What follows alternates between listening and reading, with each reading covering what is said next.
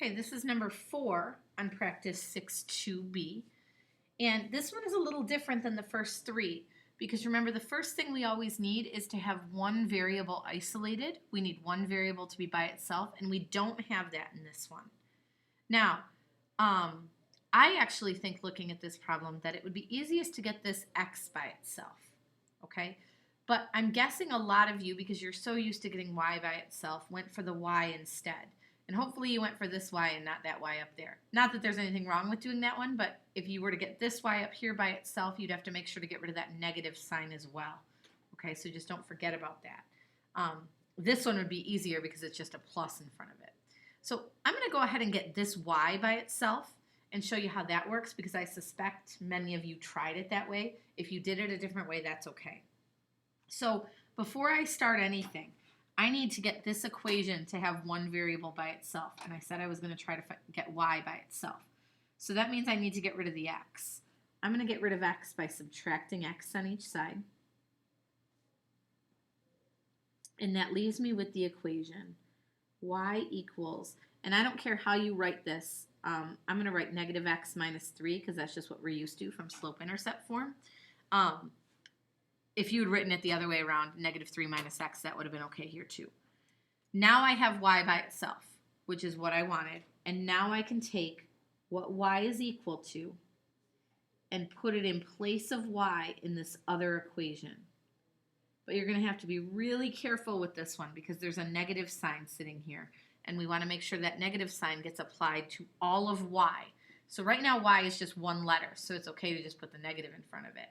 I'm about to replace y with multiple pieces, and that negative sign needs to go to all of those pieces. So here's what that's going to look like. If I rewrite that top equation, it would say 2x minus, because that's from my original, and then this part I'm going to have to put in parentheses, negative x minus 3 equals 6. So that's that first equation, but I took out the y and put in negative x minus 3. Now, this 2x is going to stay exactly the same.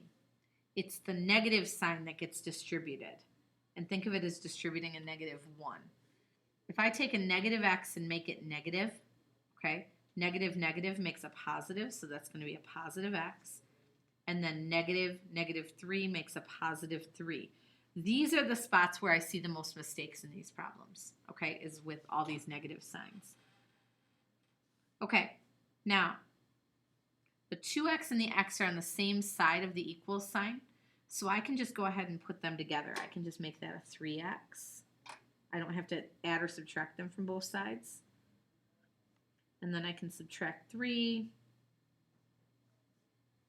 So I get 3x equals 3. Divide by 3. And end up with a nice clean x equal to 1. Okay, now I want to plug that x value back into one of my equations. And since I'm looking for y, it would be the easiest to plug it into an equation that says y equals something. And that's right here. Okay, so this equation that I rearranged, as long as I'm confident that I did that right, I can use that equation. So I'm going to plug this into this, and I'm going to say y equals negative 1 minus 3. I'm putting that 1 in place of x. That's really going to be a negative 4. And so my coordinate for my final answer would be x comma y, so it would be 1, negative 4. If you had started that problem by solving for this x instead, where is it? This x right here.